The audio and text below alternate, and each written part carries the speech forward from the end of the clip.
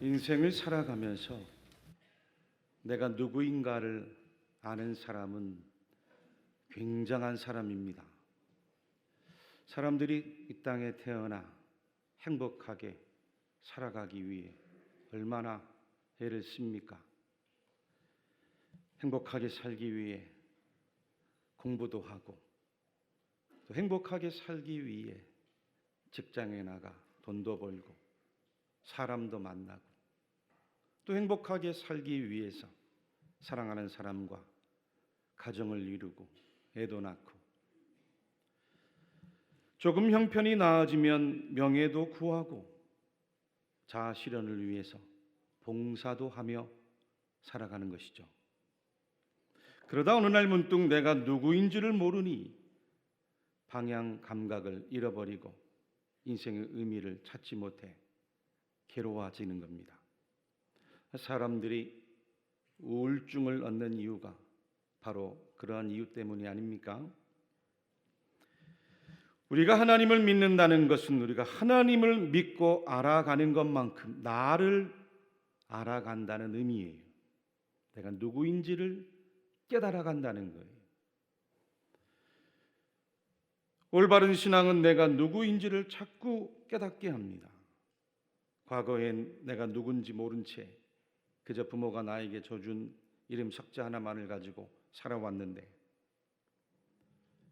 가정에서, 직장에서, 사회에서 요구하는 대로 살아왔어요. 부모로부터, 친구로부터, 직장의 동료로부터, 이웃으로부터 바라는 대로, 요청하는 대로만 살아왔어요. 근데 예수님을 만나고 하나님을 신앙하면서부터 이제는 더 이상 타인의 시선이 아니라 하나님이 나에게 주신, 나에게만 있는 참된 나를 주님 안에서 발견하더라는 거예요. 그동안의 거짓된 나는 벗어버리고 참된 나로 날마다 변화를 이루어 살아가는 것이 바로 기독교 신앙인 줄로 믿으시기를 바랍니다. 이와 같이 복음 안에서 참된 나로의 변화를 가리켜 바울 사도께서 고린도후서에 다음과 같이 증언을 해 주었습니다. 그러므로 우리가 낙심하지 아니하노니 우리의 겉사람은 낡아지나 우리의 속사람은 날로 새로워지도다. 사람 안에 있는 겉사람이 있고 또 속사람이 있다는 거죠. 겉사람, 즉 거짓된 나는 날마다 썩어져 가고 낡아져 가고, 내 안에 있는 속사람, 예수 그리스도 안에서 만나고 거듭나고 새로워진 나는 날마다 새롭게 성장해 간다는 복음인 줄로 믿으시기를 바랍니다. 여러분, 우리가 어떻게 해야 하나님을 신앙하면서 하나님을 알아가는 것만큼 나를 알고 발견해 갈 수 있겠습니까? 오늘 읽은 이 성경의 본문을 통해서 모세가 만났던 하나님, 그 이야기, 오늘 저와 여러분들이 만나는 하나님의 이야기가 될 수 있기를 축복합니다. 첫째로, 내 삶의 광야가 찾아왔을 때 귀를 기울이시는 여러분들이 될 수 있기를 축복합니다. 오늘 본문 1절로 4절 말씀을 함께 다시 한번 읽어보도록 하겠습니다. 시작. 모세가 그 장인 미디안 제사장 이드로의 양떼를 치더니 그 떼를 광야 서쪽으로 인도하여 하나님의 산 호렙에 이르매 여호와의 사자가 떨기나무 가운데로부터 나오는 불꽃 안에서 그에게 나타나시니라. 그가 보니 떨기나무에 불이 붙었으나 그 떨기나무가 사라지지 아니하는지라. 이에 모세가 이르되 내가 돌이켜 가서 이 큰 광경을 보리라. 떨기나무가 어찌하여 타지 아니하는고 하니 그때에 여호와께서 그가 보려고 돌이켜 오는 것을 보신지라. 하나님이 떨기나무 가운데서 그를 불러 이르시되 모세야 모세야 하시매 그가 이르되 내가 여기 있나이다. 아멘. 어느 책에서 읽은 글입니다. 당신이 인생에서 무엇을 이루고자 하기 전에 인생이 당신을 통해 무엇을 이루고자 하는지에 귀를 기울여라. 당신이 인생에서 무엇을 이루고자 하기 전에 당신이 살아가는 그 인생이 당신을 통해 무엇을 이루고자 하는지에 귀를 기울여라. 귀를 기울여야 한다라는 이야기죠. 많은 사람들이 살아가면서 착각하는 게 뭔지 아십니까? 내가 내 삶을 이루고 내가 내 인생을 이룬다고 생각하지 내 인생과 내 삶이 나를 이루어 간다고는 잘 생각하지 못한다는 거예요. 어려서부터 성공한 사람이 되라고 끊임없이 뭔가를 이루라고 가정에서, 학교에서, 직장에서, 사회에서 얼마나 억압을 합니까? 그런 가르침을 학습받으며 자라왔기 때문이죠. 그러다 보니 그 기대가 좌절이 되고 낙심이 되마요. 스스로 사회에서 낙오된 사람처럼 생각하고 실패한 사람처럼 생각을 해요. 불안해지고 초조해지고 나는 불행한 사람인가? 자기를 잃어버리고 삶의 좌표를 잃어버리는 거예요. 오늘 우리가 함께 읽은 이 성경의 모세가 지금 왜 광야에 서 있습니까? 원래 모세가 있던 곳은 광야가 아니라 고센 땅 애굽이었습니다. 준비된 사진을 지도 한 장 볼까요? 여러분 저 고센 땅이 보이십니까? 네, 화살표를 따라가면 맨 위 왼쪽에 큰 동그라미 친 것이 고센이죠. 저 맨 위 파랗게 보이는 것은 지중해 바다입니다. 저 지중해 바다 아래에 애굽, 이집트에 흘러내려가는 나일강이 보이고 저 나일강 삼각주는 토양이 비옥할 수밖에 없죠. 사람들이 많이 모인 곳이에요. 바로 저곳에 과거 이스라엘 백성들이 노예로 살아갔고 또 저기 라암셋에 바로 왕궁이 있는 수도였어요. 모세도 마찬가지입니다. 애굽 왕 바로의 공주에 의해서 전 나일강에 건짐을 받고 왕자로 왕궁에서 평생을 살아갔어요. 그 나이 40살까지 바로의 왕궁에서 교육받고 훈련받은 것이 다 내가 뭔가를 이룬다는 거예요. 내가 해볼 수 있다는 거예요. 나에게 힘이 있다는 겁니다. 성공한다는 거예요. 스스로의 힘으로 그래서 자기 핏줄인 유대 사람들을 구원하려고 했는데 그만 실패를 해요. 좌절을 맛봅니다. 그리고 그 일을 숨기려다가 오히려 들통이 나게 되고 정체가 탄로나면서 왕궁에서 나와 도망을 쳤는데 어디까지 도망쳤습니까? 저 고센 땅에서 미디안 광야까지 도망을 쳐요. 다시 한번 지도를 보겠습니다. 저 고센 땅에서 미디안 광야가 여러분 보시기에 맨 오른쪽 아래에 미디안이라고 보이시죠? 바로 저곳까지 도망을 친 거예요. 비옥한 땅 고센에서 아무것도 없는 저 미디안 광야. 지금 거리도 800km가 넘습니다.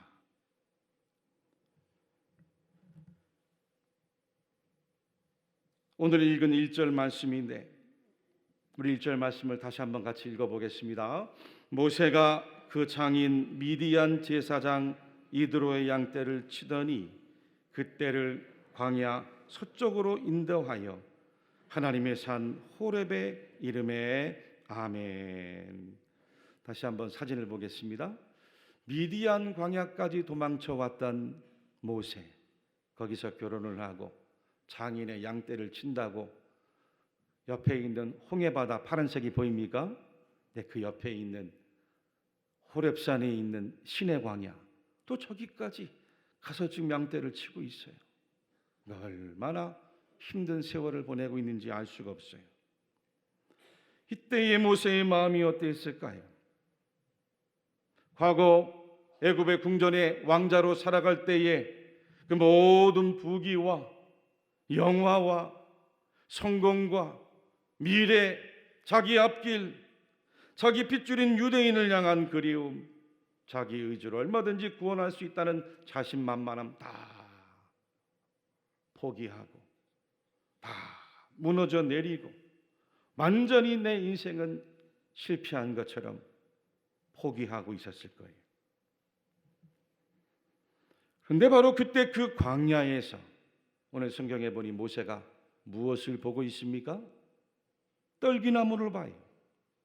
애굽 궁전에 보았던 화려한 목재와는 비교할 수 없는 그 광야에서 흔해 빠진 떨기나무가 보였어요. 근데 그 떨기나무가 불이 붙었습니다. 불 속에 보이는 천사가 나타났어요. 신비하게도 그 불이 꺼지지 않는 놀라운 광경을 보았어요. 사실 이 불꽃은 모세가 광야에서 양을 치며 늘 익숙하게 보아왔던 광경이었습니다. 건조한 광야에 떨기나무까지는 쉽게 산불이 붙고 또 쉽게 산불이 꺼지는 그런 광경이었어요. 하지만 그 일상에 익숙했던 떨기나무 불꽃이 꺼지지 않는 놀라운 신비로 모세의 눈에 바로 그 광야에서 보여지게 된 거예요. 할렐루야, 할렐루야. 모세는 실패한 줄 알았습니다. 다 포기한 줄 알았어요. 더 이상 내 삶에는 꿈도 없고 희망도 없고 미래도 없는 줄 알았어요. 바로 아무것도 없는 그 광야였습니다. 그 흔한 일상의 떨기나무 불꽃 가운데 광야에서 자기를 부르시는, 자기 이름을 부르시는 하나님을 만난 거예요. 하나님의 음성을 듣는 거예요. 그 자기의 삶의 그 일상 속에서 그 광야에서 하나님을 만나는 놀라운 신비를 체험하고 있더라는 거예요. 다시 한번 3절과 4절 말씀 함께 읽겠습니다. 여러분 성경을 읽을 때에 예배 시간에 함께 이종과 읽는데 다 이유가 있습니다. 주중에는 살아가면서 성경 보고 읽는 일이 얼마나 어려워요. 예배 드릴 때만이라도 한 목소리로 성경을 읽으시기를 축복합니다. 하나님의 말씀을 내가 감히 어떻게 읽을까? 읽고 듣고 쓰는 일에 권념하라고 했습니다. 말씀에 창조가 있습니다. 읽을 때에 감동이 임하면 순간적으로 여러분들에게 놀라운 하나님의 역사가 임할 수도 있습니다. 마음을 다해서 하나님을 대하듯 함께 읽어봅시다. 시작. 이에 모세가 이르되 내가 돌이켜 가서 이 큰 광경을 보리라. 떨기나무가 어찌하여 타지 아니하는고 하니 그때에 여호와께서 그가 보려고 돌이켜 오는 것을 보신지라. 하나님이 떨기나무 가운데서 그를 불러 이르시되 모세야 모세야 하시매 그가 이르되 내가 여기 있나이다. 아멘. 우리들이 살아가는 삶에도 모세처럼 다 광야가 있다는 거예요. 광야와 같은 순간들과 시간들이 저에게도 여러분들에게도 일상 속에서는 다 있더라는 거죠. 내가 노력해도 안 돼. 내가 아무리 애를 써봐도 안 돼.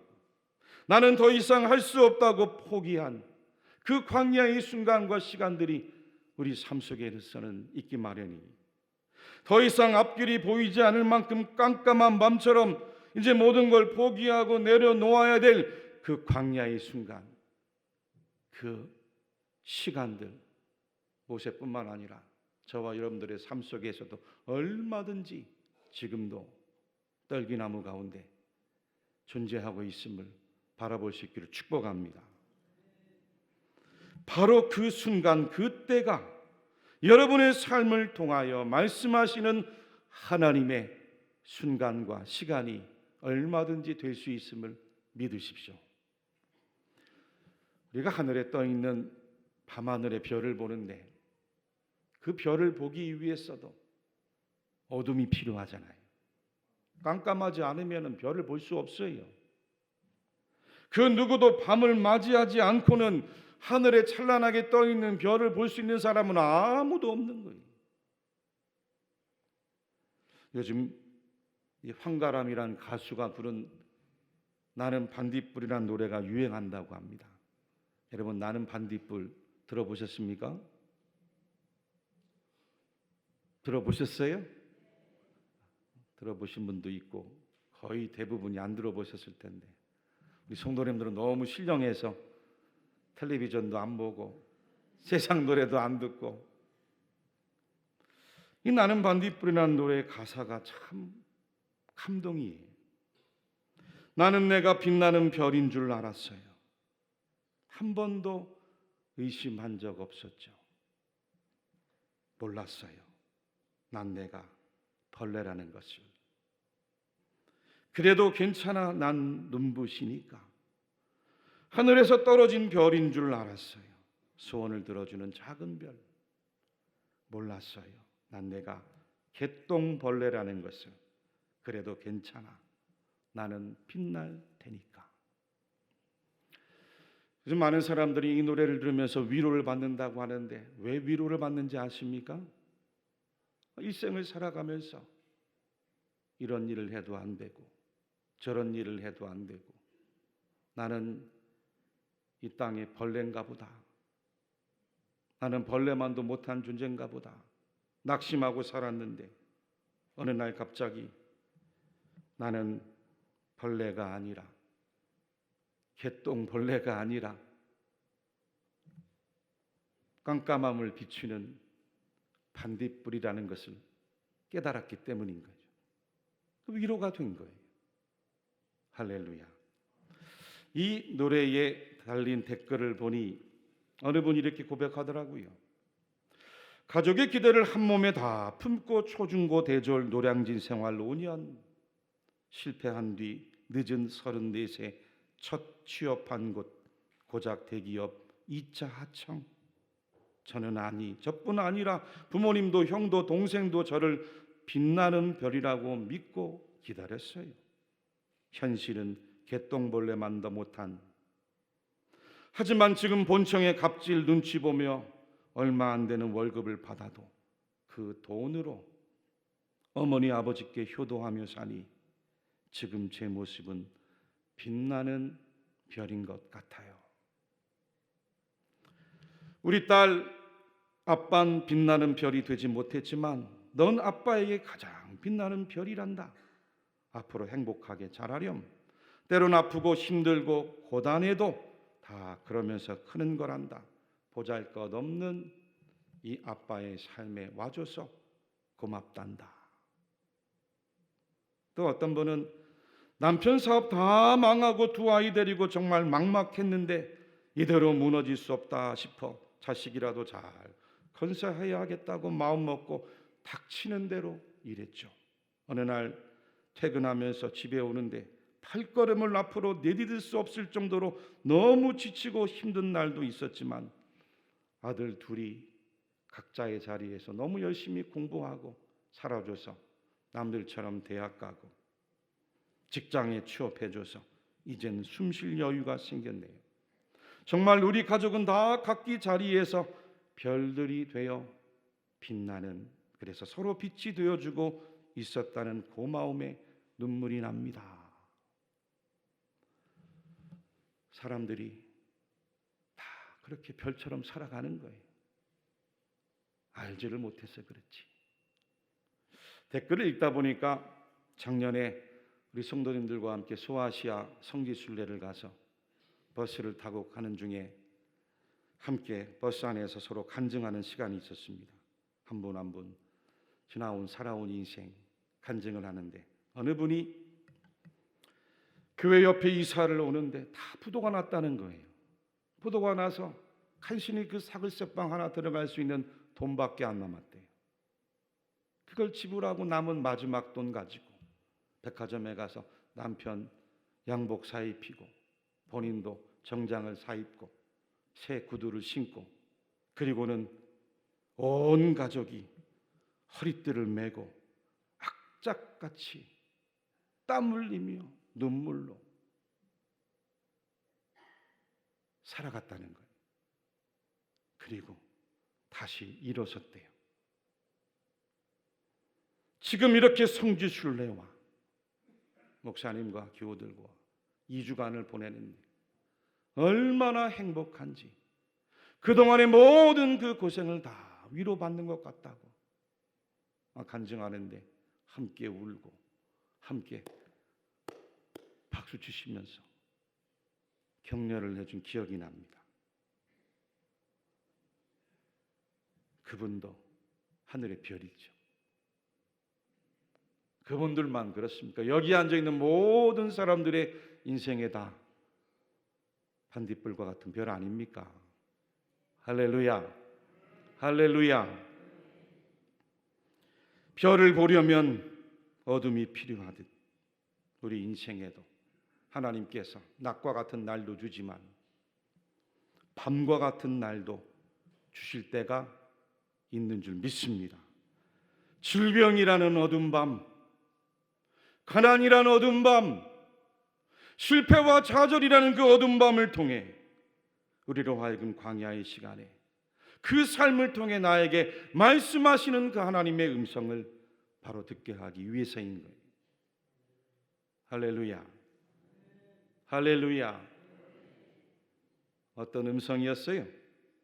두 번째로 모세에게 너의 삶의 신을 벗으라 하시는 말씀이었어요. 5절부터 8절 말씀도 같이 한번 읽어보겠습니다. 시작.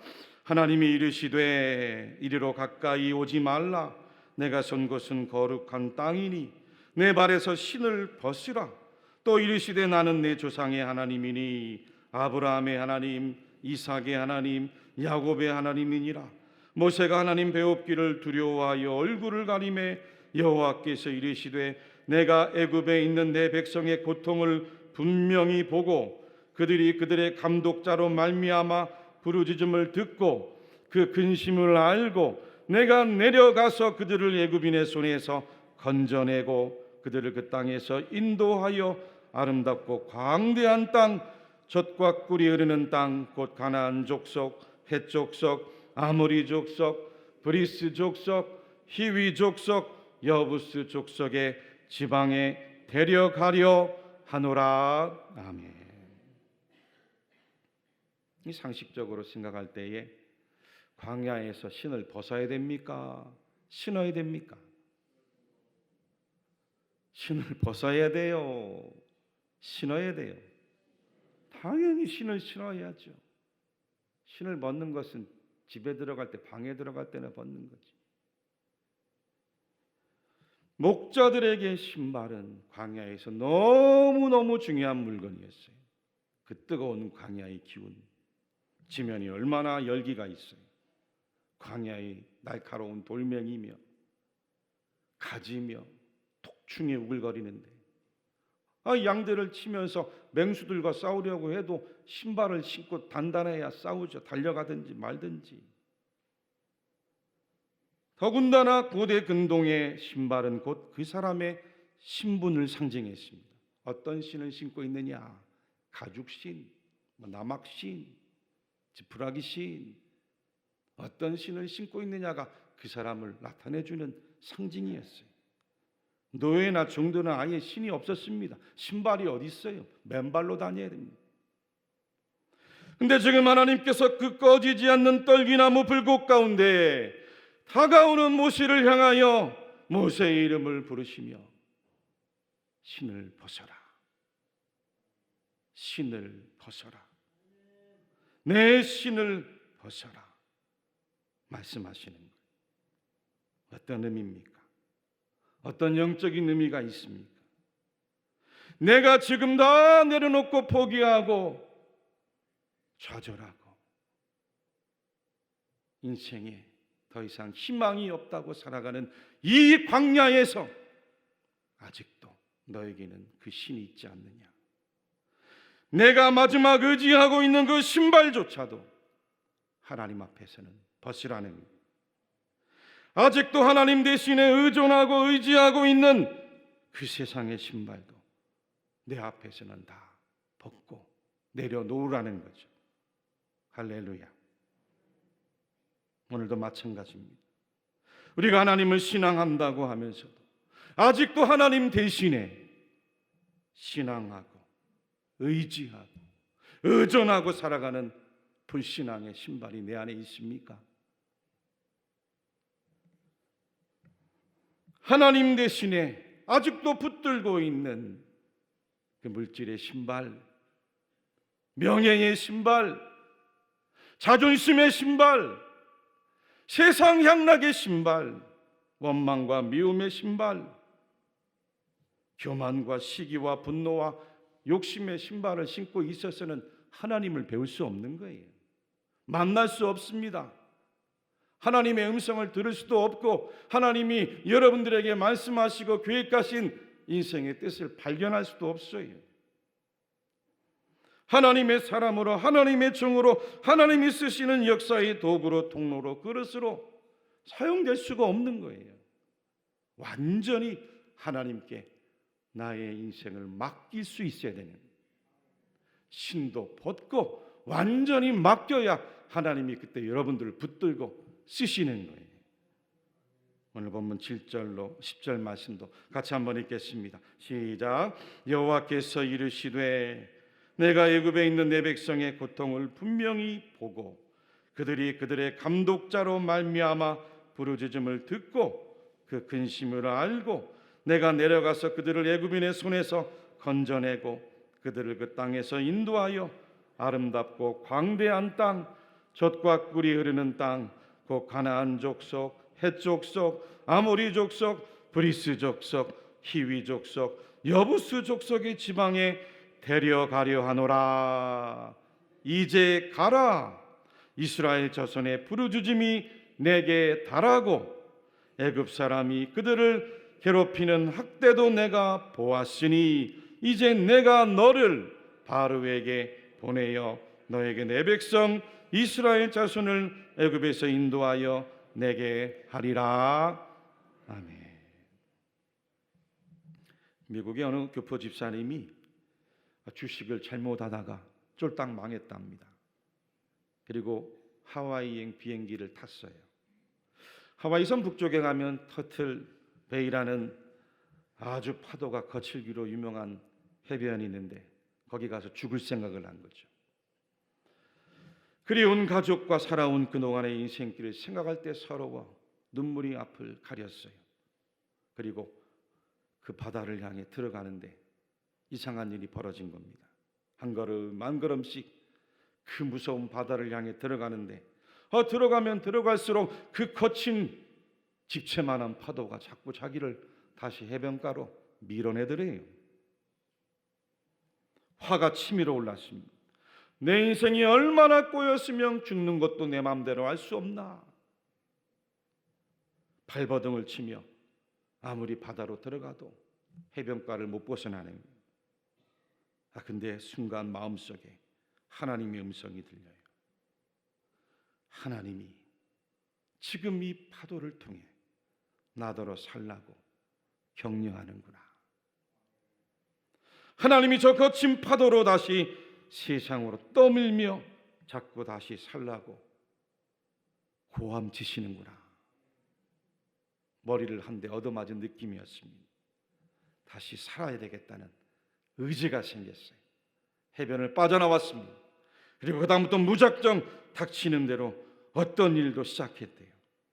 그때 만난 어느 한 분이 도대체 여기까지 왜 왔냐고 묻길래 내 인생이 너무 절망스러워 죽으려고 왔다고 하니까 하는 이야기가 사람이 인생의 밑바닥까지 가보는 것이 얼마나 큰 축복인지 아느냐고. 사람이 인생의 밑바닥을 경험해 봐야 사업도 인간관계도 좋은 인생도 비로소 살 수 있다고 격려를 하더랍니다.